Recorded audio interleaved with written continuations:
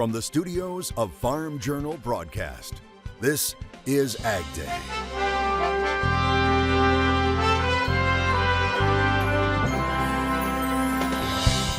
Fighting weeds underwater. Instead of stockpiling them and piling them up on the ground and making compost, which they have low nutritional value, why not take them and find alternative uses? Students get crafty with an invasive plant on this week's Weed Wednesday. A change in farmer sentiment. Farmers continue to experience difficulty obtaining inputs to plant the 2022 crop. We examine what's weighing on the minds of producers as we enter planting season, as farmers continue to battle weather extremes. And so that has painted this wet picture across most of the nation's major crop production areas. An update on how far planting is running behind and what that could mean for higher yields. Right now on AgDay. Good morning, I'm Clinton Griffiths. Planting progress right now is moving at its slowest pace in 9 years. USDA saying in the latest crop progress report that only 14% of the corn crop is in the ground. That's 19% off the 5-year average. Now take a look at this map created by Farm Journal. It shows where things are running behind right now. Those areas highlighted in red, Illinois running the furthest behind with just 7% of the corn crop planted.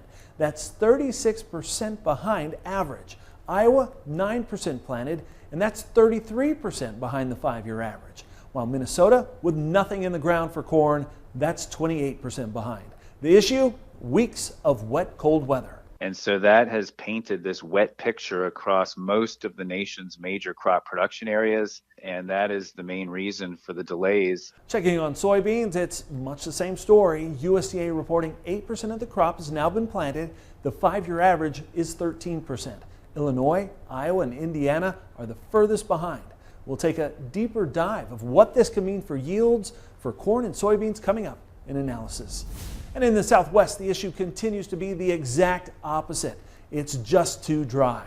So much so that wildfires persist. Here you see satellite images of the Hermit's Peak and Calf Canyon fires in New Mexico, while a dust storm races southward from the Colorado plains. The wildfires, fueled by powerful wind gusts, so far they've consumed more than 145,000 acres and are only about 20% contained.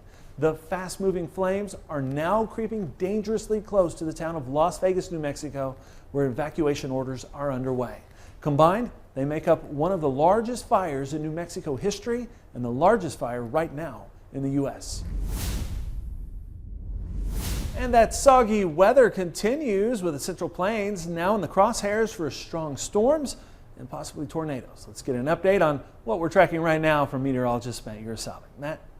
Yeah, Clinton, that's right. We've got more active weather across the center of the country, and the jet stream really telling the tale, keeping it very, very active. If you look behind me here, we've got that jet stream really dipping right down through the southern part of the Rockies there, bringing some milder air in, but also allowing that storm system to form and then move its way up into the Great Lakes as we head through Thursday and Friday. That will move eastward. On the backside of that, though, warmer air coming back up on in here. We could be looking at well above average temperatures in the East Coast as we head towards next week, and we'll show you that just a little bit later. So here's a look at our chances for severe weather again right here in Oklahoma with this warm front as we head through the day on Wednesday morning. This is the threat for some stronger wind gusts there, some isolated hail as well. This storm system, though, not very a quick mover, so it's not going very far. And along that cold front or dry line back there to the west, western Oklahoma and Texas, storms get going again by the evening hours, and some of these look extremely strong. Threat for tornadoes, some hail, and strong gusty winds all in there. Then as that storm system really starts to string out, we move that threat for severe weather eastward into Dixie Alley as we head through Thursday afternoon and into Friday as well. That continues to move east. So today that threat across Oklahoma and Texas. Tomorrow moving eastward. We'll take another look at that coming up in just a little bit. U.S. tariff relief for China is apparently now under consideration. U.S. Trade Representative Catherine Tai talking about it during an interview at the Milken Institute Global Conference in Los Angeles. Tariffs are the traditional trade tool. They're a revenue raiser. They're a traditional way of regulating trade. right? So sure, we can look at those tariffs, right? But I'm giving you the lens, the strategic lens through which we need to be looking at. I appreciate the lens. You're not answering the question. Are they on the table or not? Are they on the table or not? All tools are on the table. Okay. Ty's office announcing it would be conducting a 4-year review of tariffs against China. Now, last week, Treasury Secretary Janet Yellen also proposed the phasing out of Trump-era tariffs on merchandise imports from China to provide price relief to Americans. And global supply chain issues persist, and a new report says they could grow even worse. The study conducted by analysts at Royal Bank of Canada, it found 1/5 of the global container ship fleet is currently stuck in congestion at ports around the world. One of the worst congested right now, China, where ships awaiting a berth at the port of Shanghai numbered 344. That's a 34% increase over the past month. And shipping something from a warehouse in China to the U.S. currently takes 74 days longer than normal. The issues attributed to China's COVID-19 lockdowns, Russia's invasion of Ukraine, and other supply problems.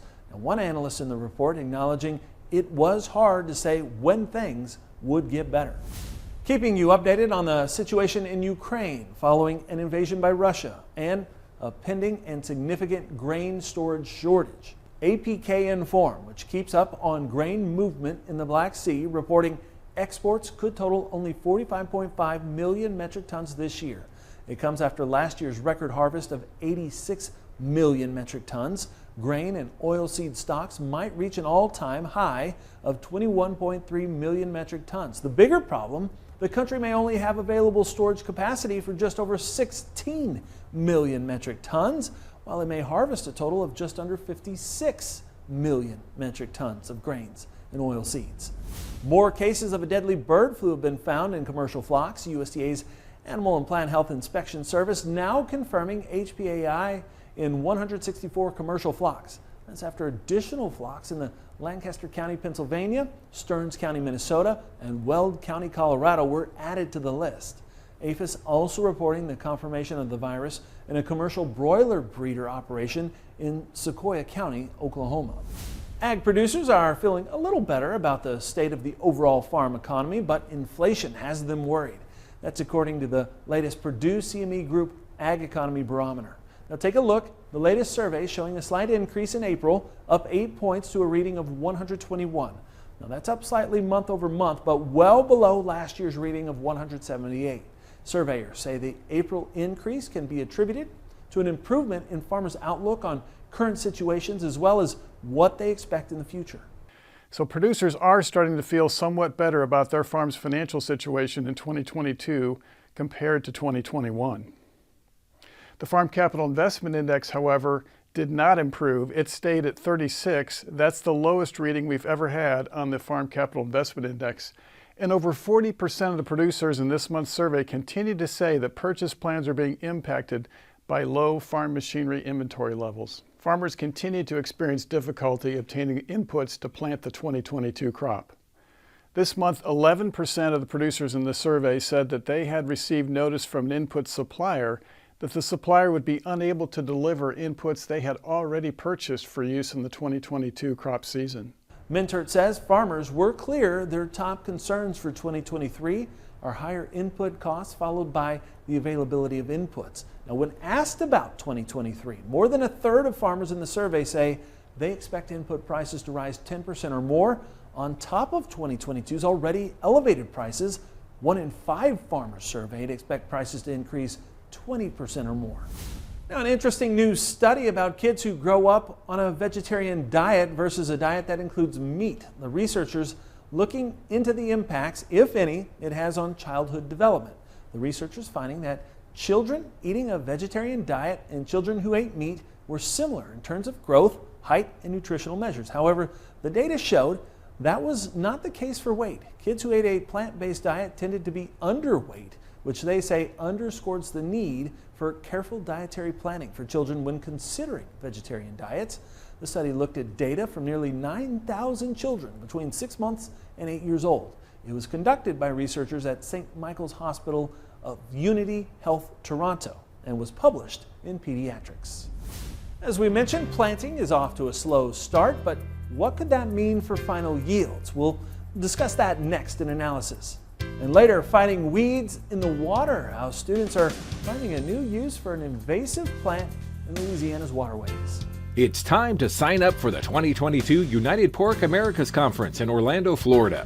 Register today at unitedporkamericas.com and join us September 7th through the 9th.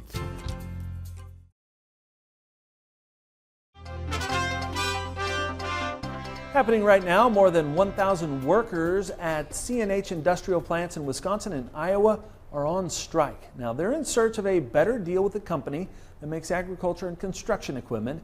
The United Auto Workers Union said the strike began at noon Monday. The strike impacting plants in Racine, Wisconsin and Burlington, Iowa.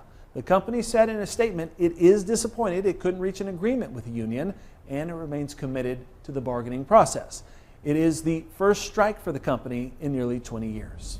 We're joined today by Dan Bosse with Ag Resource Company. Dan, as we look at overall planting progress, obviously pretty slow here. What does this mean for the month of May as we look at markets and trying to get our arms around what to expect with production in 2022? Yeah, the only thing we can say with certainty today is that we are delayed. We can look at other delayed years in which the summer was favorable, we had an extended fall, and we maybe met trendline yield. But what the late planting really does to us is means we have to have a lot of good things happen during the summer growing season. Planting dates are one of the equations, an important part of the equation. But boy, it means summer weather and then that fall is going to be ultra important for the market going forward. The only thing we can say today is that if we look back at late planted years, and we think we're going to be in that, we won't know that until about the 10th of May. But if we are in a late planted year, we can say that record corn yields seem to be a very big rarity.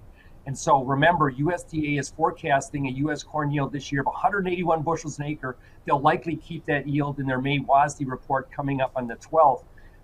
Last year was a record corn yield at 177. So our argument would be that WASDE is probably 4 or 5 bushels per acre too high in its corn yield as we see it today because of planting dates.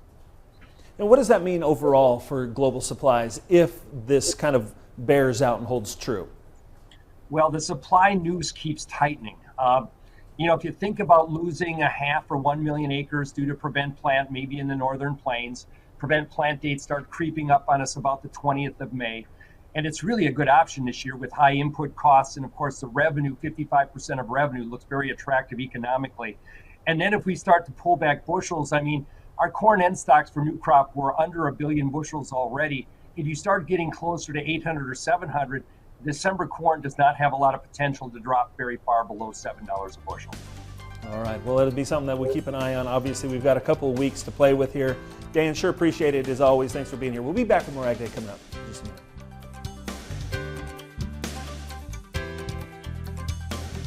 Your next piece of equipment is on MachineryPete.com. Search equipment from dealerships across the country to find what you're looking for.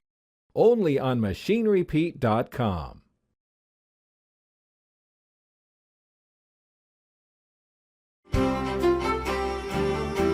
Meteorologist Matt Urisovic joining us here with our national forecast and really severe weather threats in this area over the next couple of days. Yeah, we've got a couple of days here right through the center part of the country, Wednesday into Thursday, where we've got some stronger storms, gusty winds, hail, a couple of tornadoes, the whole bag on the way for the center of the country.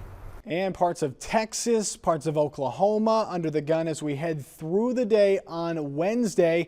Then that severe weather threat moves farther east towards the Mississippi River Valley on Thursday. And you can see that here. Wednesday, again, this area right in here. This circle overlaps Wednesday and Thursday. These areas have the chance to see severe weather both of those days. Tulsa down to Dallas involved in there as well. And then eastward, St. Louis to Memphis over towards Jackson and New Orleans as we head into the day on Thursday.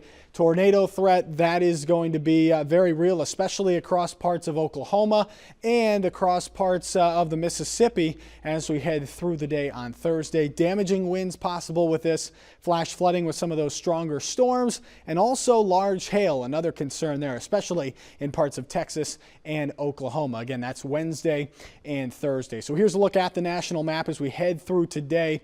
Storm system spinning out here near the Four Corners. ahead of this, that's where we're getting that first batch of some stronger storms on that warm front. But the cold front coming through is going to bring us another chance for some stronger storms as it moves eastward. High pressure back towards the west coast, up towards the Great Lakes, and another system moving off the east coast as we head through Wednesday evening. Now, this storm system here, pretty strong, pretty slow moving as well. Lots of rainfall moving up right through the center of the country. Some of us need it. Others want to try to get planting. Well, we've got more rain coming this way. Then there is that cold front bringing another chance for stronger storms Thursday morning.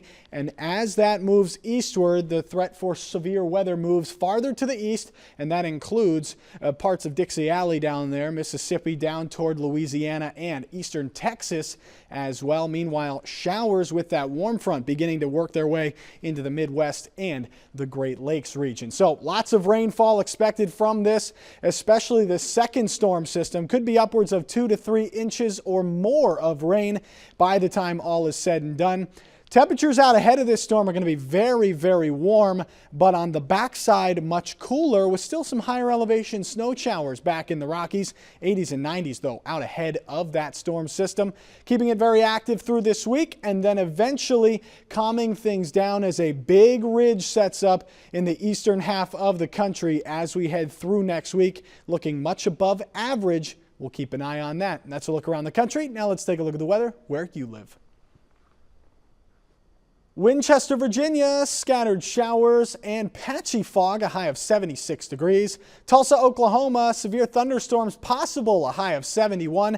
And Centennial, Wyoming, breezy with snow showers, a high of 39. Weeds aren't just an issue on land, but in the water too. How these Louisiana students are trying to put some pesky underwater weeds to good use this Weed Wednesday.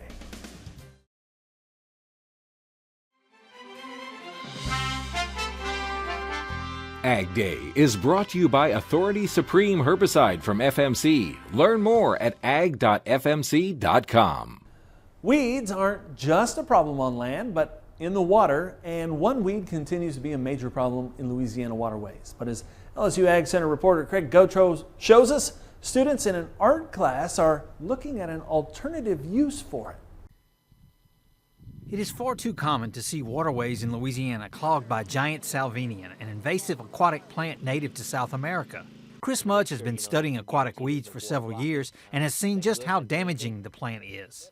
Initially we see a few plants and then it becomes a monoculture, meaning there's no other plants, natives, invasives that can hang on. And then the plant stops things like navigation. Irrigation is blocked. Mudge and others have been looking at ways to control giant salvinia. Now he and Leslie Kopcho, an art professor at LSU, are looking at an alternative use for the noxious plant, making paper for student art projects. Instead of stockpiling them and piling them up on the ground and making compost, which they have low nutritional value, why not take them and find alternative uses? And that was to make paper out of it, find an alternative resource from it. The paper-making class uses a variety of invasive plants found in Louisiana.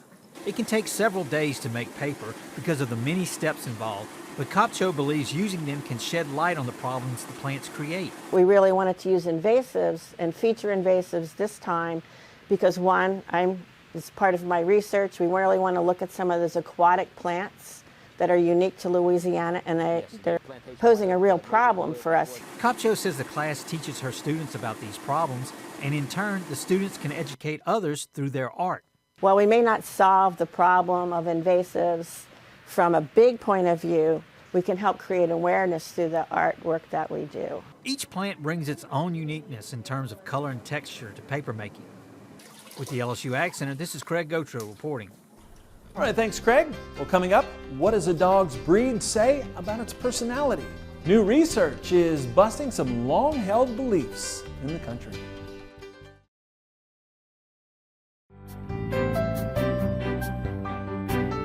A great dog can also be a great best friend, but new research says don't just rely on a certain breed when it comes to picking personalities. Now, in people, we know there are all kinds of personalities across a multitude of nationalities and races.